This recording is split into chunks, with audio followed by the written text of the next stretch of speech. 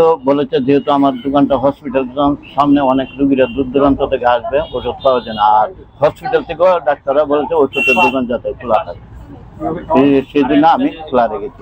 অন্য দিনের তুলনায় গ্রাহকদের সংখ্যা কিরকম বা কারো কোনো অসুবিধা হচ্ছে কি না?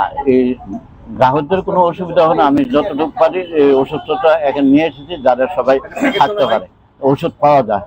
আর সবসময় যেটা আছে এটা থেকে একটু বেশি ওষুধ দেখেছি আছে, যাতে অন্য দোকানগুলি যেহেতু বদ্ধ, এই দোকানে আসবে তখন সবাই ওষুধ দেওয়া যাবে আশা করি। শুধু হাসপাতালের সামনে একটি করে ওষুধের দোকান খোলা থাকে? হ্যাঁ, শুধু হাসপাতালের সামনে বলেছে, জিবি আছে, সবখানেই আছে কাউন্টার। যেখানে যেখানে মানুষের যাতে কোনো সমস্যা না হয় সবখানেই আছে কাউন্টার। শহরের অধিকাংশ দোকানগুলি বন্ধ, মূলত আপনাদের দাবিটা কি ছিল যার ফলে ধর্মঘটের ডাকি? এটা সংগঠন সবটা ঠিক করে বলতে পারবো, আমি সবটা এই নিয়ে বিশেষ কিছু বলতে পারবো।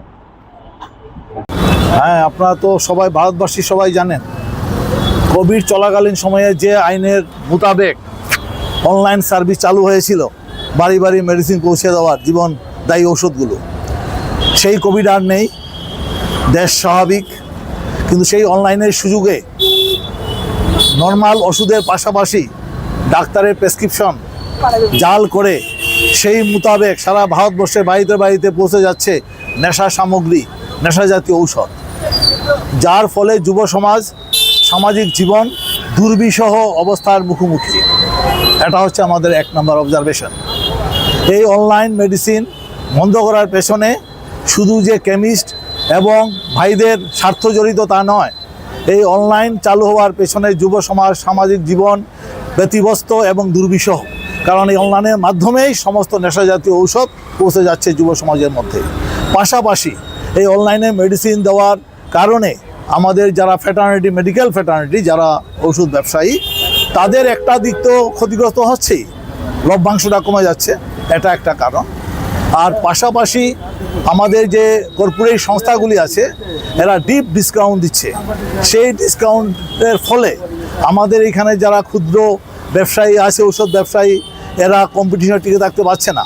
পাশাপাশি যারা ঔষধ শিল্পে কর্মচারী কাজ করে, যারা মেডিকেল রিপ্রেজেন্টেটিভ, ওদেরও এখন সার্ভাইভালের প্রশ্ন হয়ে দাঁড়িয়েছে। কারণ এরা এখানে কাজ করছে, প্রেসক্রিপশন জেনারেশন করছে, অথচ মেডিসিন আসছে ডাইরেক্ট কোম্পানি থেকে ডিপ ডিসকাউন্টের মাধ্যমে, তাদের প্রফেশনটাও এখন অস্তিত্বের সংকটে। একটা হচ্ছে দ্বিতীয় রিজন।